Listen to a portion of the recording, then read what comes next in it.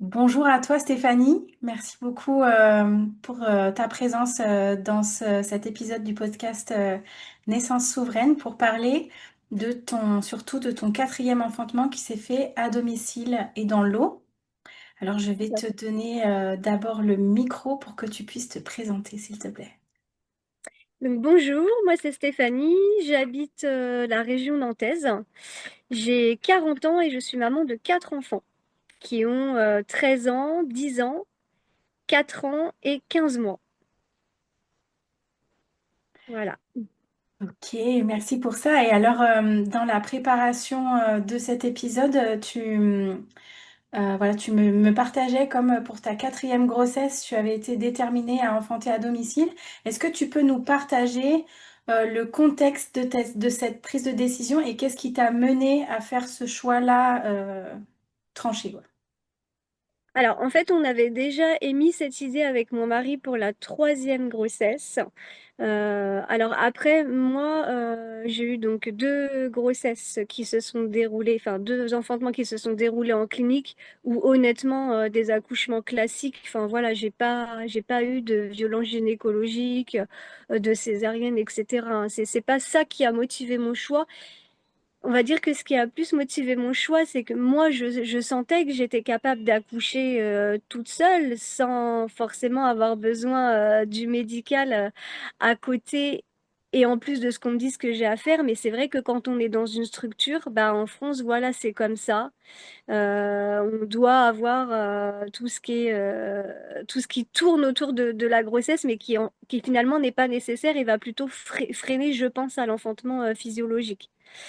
Mais voilà, les deux premiers enfantements se sont passés comme ça. Du coup, pour la troisième, j'avais dit, bon, bah là, pas très envie que finalement on me dise ce que j'ai à faire. Je sais que j'en suis capable, hein. Mais c'était la période Covid. Donc, on a été en structure et, et j'ai quand même tenu bon pour un accouchement physiologique, mais en structure. Voilà. Et je sentais quand même que c'était compliqué de faire valoir mes droits et mes choix. Donc pour la quatrième, c'était, j'ai dit à mon mari, mais là c'est sûr, je ne mets pas un pied à la maternité euh, jusqu'à finalement ne faire que les trois échographies, enfin l'échographie du troisième mois pour la déclaration de naissance, l'échographie morphologique et la dernière. Voilà, donc je n'ai pas mis le pied dans un laboratoire non plus. Parce que en fait, vraiment, c'est assez difficile de faire comprendre qu'on veuille accoucher à domicile, qu'on veuille accoucher physiologiquement. Et pour le coup, j'étais pas prête à faire valoir mon choix, quoi. Enfin, je savais pas comment le défendre. Voilà, je savais que moi, je voulais que j'étais prête, mais comment l'expliquer alors que finalement, le discours en France, c'est vraiment pas ça. Ben, Oui, donc c'était plus simple en fait pour toi de partir directement à domicile pour pas avoir cette argumentation à faire. oui, voilà. Et puis parce que j'en ressentais vraiment le besoin d'être chez moi, avec mon mari, dans mon intimité, pour vivre vraiment ce moment intime à deux. Ouais. C'est ça qui a, voilà, l'énergie que tu voulais t'offrir pour ce Oui, quatrième enfantement. tout à fait, tout à fait. Ok. Et alors, pour ce quatrième enfantement, quelle a été la préparation que vous avez fait par rapport aux préparations pour tes autres enfantements? Comment ça s'est complété? Est-ce que tu peux nous partager un peu tout ça? Alors, c'est vrai que c'est une préparation qui est complètement, on va dire, différente, puisque bah finalement, on sait que on sera pas, enfin, on sera accompagné, mais différemment. Moi, je me suis surtout préparée psychologiquement. Parce que physiquement, bah, j'en ressentais pas le besoin. Je savais que mon corps, il était fait pour ça. J'avais déjà accouché quand même au préalable, donc c'était pas le premier. Donc je me suis surtout préparée psychologiquement, c'est-à-dire qu'en fait, je me suis beaucoup documentée. Je savais très bien comment ça allait se passer. Mon mari également, puisqu'on a fait tout ensemble. Euh, et, euh, et psychologiquement, du coup, j'ai pris confiance en moi et pris confiance en mes capacités. Ok, Voilà. donc ça c'est à force de te documenter, de voir des témoignages, de peut-être regarder des vidéos. Est-ce que tu as, est-ce que tu as eu des partages avec des femmes concrètement? Est-ce que tu as... Ouais, Ouais. Donc il y a les groupes Facebook, Ouais, le groupe notamment AD, et puis j'ai suivi Ninanar et Macrousi, oui, beaucoup de podcasts, et puis Ninanar, elle a fait un film qui s'intitule Faut pas pousser, qui ouais, est merveilleusement bien fait quand on veut accoucher à domicile. Voilà, et puis j'ai été aussi suivie par une sage-femme qui ne fait que de la AD. ouais, Voilà. Et ça, finalement, bah, psychologiquement, on enregistre. Si on enregistre psychologiquement, le corps l'enregistre aussi. Et finalement, on est super prête, quoi. oui. Est-ce qu'avec cette sage-femme à domicile, tu as une préparation particulière? Non, non, non. On a juste eu deux rendez-vous. Bah, on a expliqué notre projet. Le deuxième rendez-vous, elle nous a expliqué comment ça allait se passer. Et voilà, ça s'est arrêté là. Mais j'ai pas fait de prépa accouchement Donc ça veut spécial. dire que finalement, c'est ta préparation mentale personnelle qui t'a Oui, permis d'aller un cran au-dessus dans l'enfantement complètement naturel et à tout domicile. à fait. Mm. Moi, parce que je le ressentais comme ça. J'avais pas besoin de plus. Oui, J'avais pas besoin de plus, en fait. C'est vrai que finalement, j'ai eu l'impression que tout ce qu'on m'avait donné en trop pour mes accouchements d'avant, tout ce qu'il y avait autour, ça m'a plus pollué. Donc là, je me suis dit vraiment, je fais race de tout ça. Je m'informe de seulement ce que j'ai envie, moi, d'être informée pour que ça fonctionne, quoi. Donc après, j'ai quand même fait de la sophrologie, vraiment pour me reconnecter à mon corps. ouais. De l'acupuncture. Et puis sinon, c'était essentiellement de la documentation, podcast, vidéo, reportage. Voilà. C'était quoi le besoin que tu ressentais de satisfaire en te nourrissant de tous ces témoignages et de toutes ces connaissances? Bah, d'être prête quand même le jour J et de ne pas perdre pied pour pas avoir de regrets. Donc Donc c'est en fait, est-ce que euh, un besoin de familiariser un peu l'univers pour cultiver ta croyance en ta capacité, quelque chose voilà. comme ça? Ouais. Le fait d'être au courant de tout ce qui allait se passer, ça m'a permis finalement d'aller sereinement et me dire là, je suis au courant, ça va se passer comme ça. C'est comme la douleur en fait. On sait que ça va faire mal, donc on l'accepte mieux. Oui, Et voilà, c'était ça. C'était l'acceptation de comment ça allait se passer. Quand on sait comment ça va se passer, il n'y a rien qui peut entraver le reste. ok. Alors est-ce que du coup tu peux nous partager le récit de cet enfantement-là? Comment, comment il s'est déployé pour vous trois? Le jour J, alors du coup, moi, il faut savoir que je suis quelqu'un d'assez organisé, donc j'avais fait une petite checklist à mon mari de tout ce que je voulais, de tout ce qu'il fallait mettre en place le jour J. Donc, bah, quand c'est arrivé, alors, ça a duré quand même un certain temps, mais au final, qui passe relativement vite. Enfin, j'ai pas trouvé que c'était long, j'ai pas trouvé que c'était rapide. Enfin, ça m'a paru classique. Donc, j'ai commencé à avoir des contractions vers 5 heures du matin, 4 ou 5 heures du matin. Alors non, au départ, excuse-moi, ça a commencé par une insomnie. Donc au début, je me suis dit, bon, tout à fait normal, une insomnie, c'est classique avant accouchement, hein. Le corps se prépare à pouvoir donner à manger à son bébé à n'importe quelle heure de la nuit, donc forcément, on a des insomnies au préalable. Donc je me suis levée et puis j'ai commencé à faire du linge, faire un petit peu de ménage pour m'occuper. Puis au bout d'une heure, j'ai commencé quand même à de nouveau être fatiguée. Donc je me suis dit, je vais me recoucher mais dans le canapé pour pas déranger mon mari.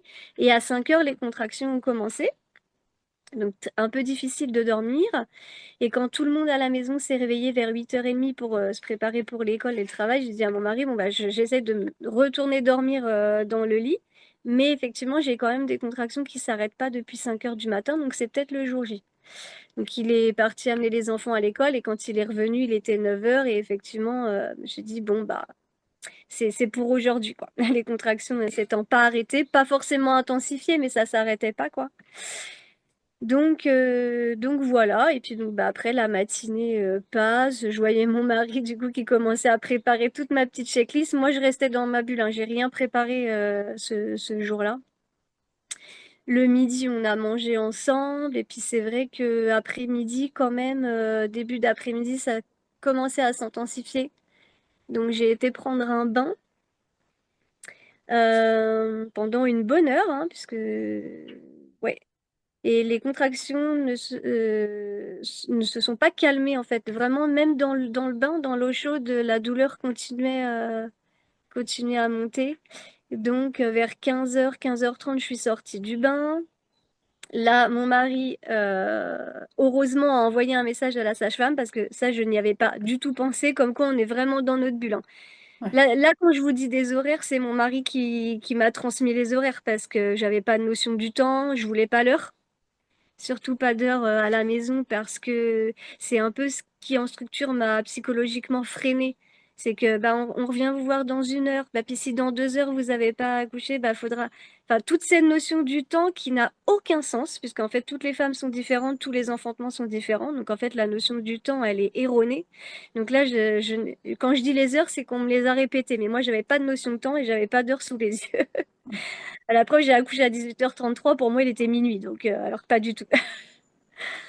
Voilà, donc du coup, on sort du bain. Effectivement, là, les douleurs commencent à s'intensifier, mais c'est quand même gérable. Enfin, voilà, donc je fais du ballon. Mon mari avait accroché une écharpe de portage parce qu'on a une poutre à la maison pour que je puisse m'y suspendre. Et puis, vers 16h30, la parole se coupe. Là, par la douleur, en fait, on parle plus. On fait que des sons assez graves, hein,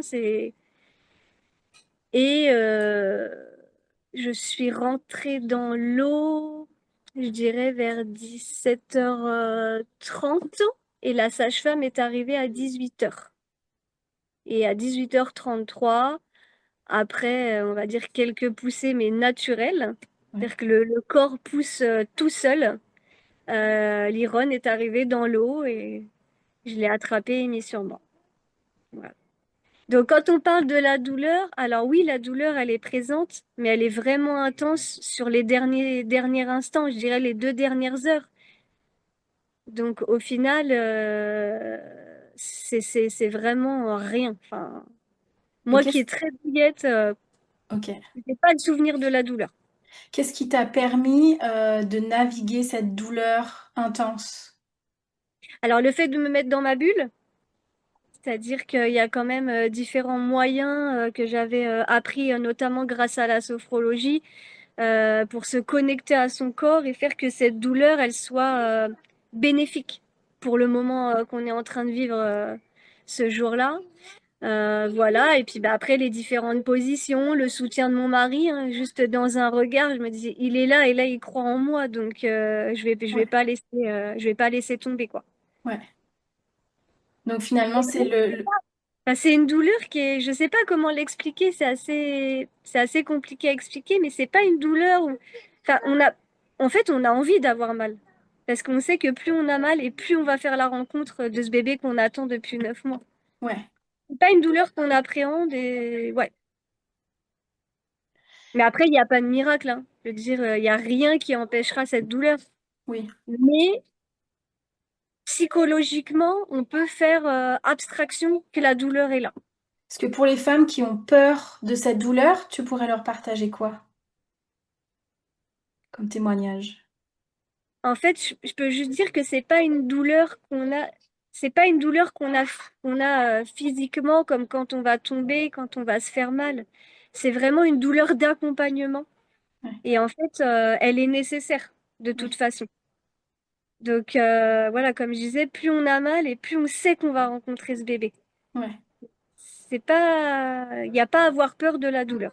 Elle est Hmm. nécessaire et elle est la bienvenue en fait ce jour-là, vraiment. Voilà. Après, il y a différentes positions qui soulagent aussi, hein. Il y a l'eau chaude, évidemment. Et puis voilà, c'est vraiment sur un court temps, la douleur. Ouais. Mm. Oui, et puis là, tu as les vocalisations comme tu partageais tout à l'heure. Est-ce qu'elles t'ont permis de...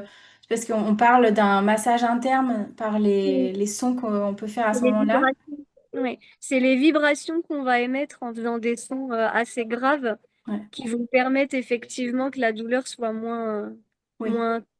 Donc il y Mm. a plein de, voilà, il y a plein de façons finalement de, De toute voilà, de façon. petites astuces à trouver pour s'aider dans la traversée, quoi. Tout à fait, tout Mm. à fait. Il y a plein de façons. Après, chacun peut trouver la sienne. Il y en a pas, il y en a vraiment pas mal à tester, hein. Donc, je sais qu'il y avait des personnes qui prenaient un peigne, Oui. qui le serraient assez fort. Voilà. Moi, c'est vrai que finalement, le fait d'être suspendue à mon écharpe, ça m'a quand même bien soulagée. C'était vraiment cette position-là qui me soulageait. Il faut trouver sa position.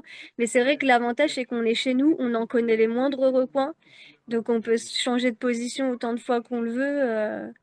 Et Ouais. ça, c'est vrai que ça aide aussi à surmonter la douleur plutôt que d'être toujours dans la même pièce, allongé dans la même position. Mm. Voilà. Et de peut-être créer cette bulle, en tout cas, où on est vraiment en intuition avec son corps et de, voilà, d'entendre ses besoins. Ouais. Les odeurs qu'on a chez nous, les repères visuels qui nous rassurent. Ouais. Enfin voilà, tout ça, le fait qu'on soit bien psychologiquement et physiquement, parce qu'on est aussi avec nos vêtements. Ben, Ouais. mine de rien, ça a de l'importance. On n'a pas une blouse d'hôpital. Ouais. Et ben tout ça, ça nous met bien.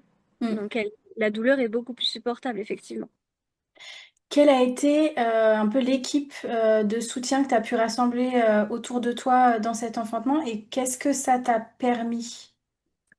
Alors bah déjà, j'avais mon mari qui était là, essentiel effectivement dans ce moment à deux, hein, parce que bah, déjà on avait fait la préparation ensemble, donc je savais que lui, il était aussi prêt à enfanter, on va dire, mais à m'accompagner en tout cas dans cet enfantement. Nous, on l'a vraiment vécu à deux, il a été là du début jusqu'à la fin et dans la préparation, et donc il savait lui aussi où j'en étais.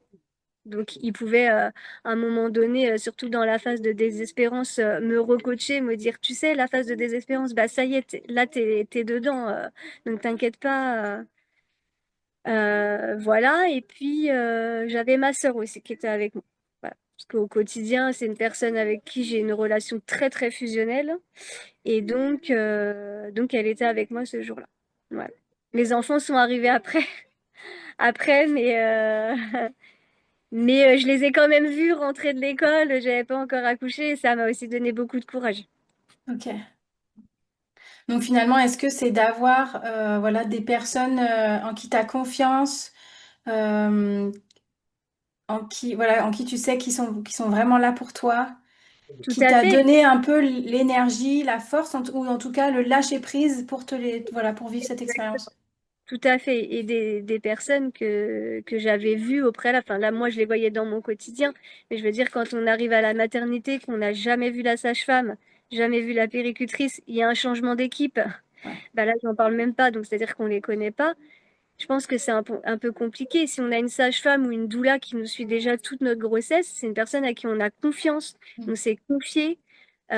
Donc voilà, tout va bien finalement. Oui. Oui, on peut sentir dans ces espaces-là, voilà, si les personnes nous correspondent vraiment, plutôt que de tomber un peu sur la Au loterie hasard, de la maternité et de hein. devoir en fait bah, composer avec les personnes qui sont là et leur perception de Ben, l'enfantement. exactement. Mm. C'est pour ça la sage-femme que j'avais choisie, on a eu un premier rendez-vous où, entre guillemets, on a appris à se connaître et nous, on a expliqué notre projet. J'en avais rencontré deux, hein. Et Ouais. j'ai choisi donc la deuxième parce que voilà, il y avait un feeling, je sentais qu'on était pareil. Mm, mm. Oui, du coup, et ça fait que même si voilà, c'est des personnes qu'on ne connaît pas depuis très longtemps, en parlant des sages-femmes ou des doulas, euh, est-ce que tu as senti que ça t'a permis en fait de t'offrir ces femmes dans ton enfantement, en tout cas des personnes qui te correspondaient? Est-ce que tu Mm. peux dire que ça t'a permis de garder cet abandon Oui, de toi dans le processus? oui. Bah Ouais, oui, oui, j'étais en totale confiance en fait. ouais, Voilà, c'était des personnes qui avaient les mêmes valeurs que moi ouais, et du coup j'étais en confiance. magnifique. Comment s'est passée la délivrance de ton placenta pour cet enfantement-là? Alors j'étais toujours dans l'eau et alors pareil, la notion du temps c'est un peu un peu compliqué, mais contrairement aux autres accouchements, j'ai pas en tout cas ressenti de contraction pour la délivrance du placenta. Il a glissé, enfin j'avais l'iron sur moi et je pense que l'ocytocine étant libérée à son maximum, il a glissé tout seul. J'ai pas eu besoin de pousser ou d'avoir de contraction pour qu'il. Donc, tu Voilà. étais assise et tu l'as senti passer. Il a glissé dans l'eau, voilà, et puis Ok, on ok, l'a laissé là bah, un petit moment, quoi, hein, pour. ouais. Dans ton enfantement, j'entends qu'il y a pas de peur, tu vois, qui ont surgi. Qu'est-ce qui a permis ça? Euh, le jour J, qu'est-ce qui a permis que j'ai pas Oui, peur? oui, oui, Bah, j'étais préparée en fait. Je savais comment ça allait se passer alors que je l'avais jamais vécu. ouais, Je savais que ça allait se passer, je savais que j'en étais capable. Et puis j'étais bien entourée. Donc en fait, même si j'avais eu une peur à un moment donné, je savais qu'on allait répondre à cette peur et qu'on allait me rassurer derrière. Donc oui. Oui, c'était pas, en fait, il n'y avait pas cette peur de l'inconnu qui est plus non, difficilement pas- surmontable, peut-être. Ouais, non, il n'y avait pas d'inconnu. Tout était bien préparé, bien calé. Non, j'allais pas dans l'inconnu par contre. ouais. Et Parce que est-ce... ça peut peut-être freiner aussi, hein, Oui, le fait que ce soit inconnu, forcément. ouais. Et oui, et puis de quand la peur est là, de se retrouver un peu au pied du mur et de Bah oui, pas avoir le soutien autour pour la traverser, c'est là où on peut déraper facilement en maternité tout et à en fait. tout bouquant des Ouais, interventions, quoi. Mm. exactement. Bah d'ailleurs, je lisais il y a pas très longtemps un témoignage fait effectivement sur ça où il y avait eu une personne bah, qui avait eu peur. Bah, en fait, le 18 mai, là, on a un pique-nique à AD avec ma sage-femme qui réunit tous les enfants qu'elle a vu naître depuis 2011. Ok, Et justement, il y a une maman qui a fini bah, il n'y a pas très longtemps en structure parce que la peur a bloqué le travail. ouais. Voilà. Elle était peut-être pas finalement assez préparée ou alors son mari pensait être prêt et puis finalement il était peut-être pas prêt non plus Ouais. et voilà. Mm. Euh, quelles sont les clés, s'il y en a d'autres, qui t'ont permis de rendre cette expérience possible? Si tu peux synthétiser un petit peu les points clés pour toi. Bah, la préparation. Ouais. Et puis, alors moi, c'est vrai que j'avais fait le choix de ne pas en parler à mon entourage Mm. pour éviter de recevoir des ondes négatives et de me mettre dans le doute. Donc finalement, les seules personnes à qui j'en ai parlé, c'est les personnes qui étaient en accord avec mon projet. Et puis toutes les autres, bah, elles l'ont appris après. Voilà. Ok. Oui, donc la préparation et les personnes qui vont t'accompagner. Ou, Mm. Ouais, Mm. ok. Pour finir, j'ai une dernière question qui concerne un petit peu, qui concerne ton troisième enfantement, parce que tu nous partageais qu'il a été physiologique et en maternité. Oui. Donc c'est un cas un peu particulier. Quels ont été, qu'est-ce qui l'a rendu possible en fait?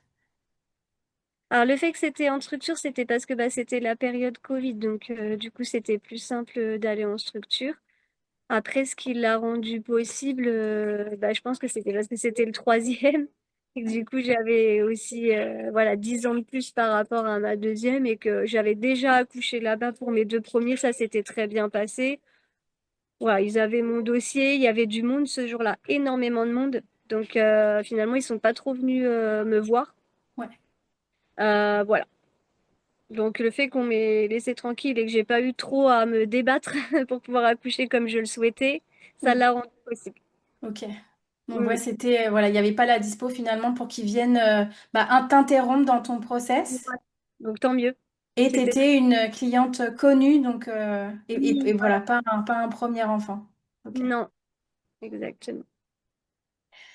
Euh, Comment tu ressors de cet enfantement à domicile? Qu'est-ce que ça a changé pour toi dans dans ta façon d'être, dans ta relation au monde? Alors là où ça a changé beaucoup de choses, c'est que moi j'aimerais vraiment, vraiment que le message circule sur l'accouchement physiologique.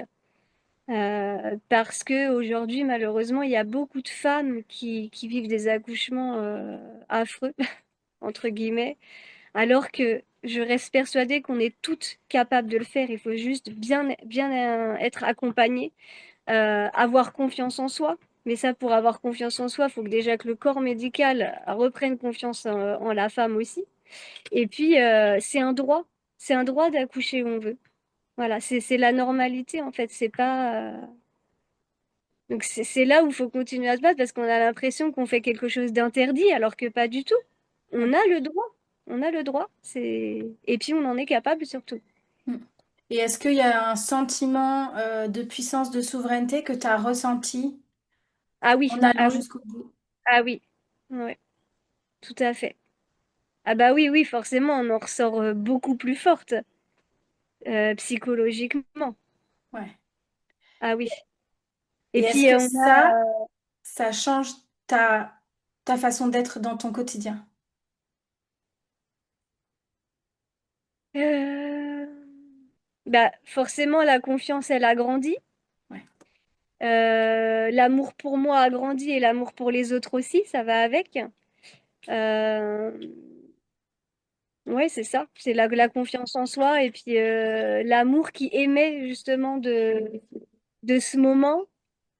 euh, il a grandi en moi et du coup il a grandi pour les autres. Yes. Mm. Mm. J'adore. Ouais, donc c'est vraiment un... bon, moi, c'est ce qui me touche dans les enfantements à domicile et c'est aussi le message que j'ai envie de partager, c'est que c'est vraiment un portail d'empuissancement en fait, qui va Exactement. nourrir nos années qui suivent en fait. Mm. Et voilà, je pense Exactement. que quand on en sera toutes à enfanter physiologiquement, voilà, là, comme ça nous convient et comme on se sent bien de le faire, ben, Mm. on n'aura pas le même Oui, monde. c'est ça. Ouais, Quand on sera écouté. Alors après, attention, il y a des cas particuliers parce que il y a quand même des cas médicaux, malheureusement, où on ne peut pas faire de l'accouchement à domicile. Donc les structures, elles sont les bienvenues, hein. Voilà, mais dans un process tout à fait classique, effectivement, c'est dommage de ne pas être dirigé vers la AD et d'être dirigé vers une structure où on va venir polluer ce moment oui. par des choses inutiles. Mais bon, Mm. c'est comme ça. On est en train de transmuter. J'espère. Merci d'ailleurs. Merci beaucoup à toi parce que vraiment, on va faire avancer les choses, c'est sûr. Merci à toi Stéphanie pour cet épisode. C'était avec grand plaisir de le co-créer avec toi. Et Merci. voilà, on pourra retrouver une nouvelle histoire d'enfantement puissant dans un nouvel épisode. Merci beaucoup Super. et à bientôt à toi. Merci. À bientôt.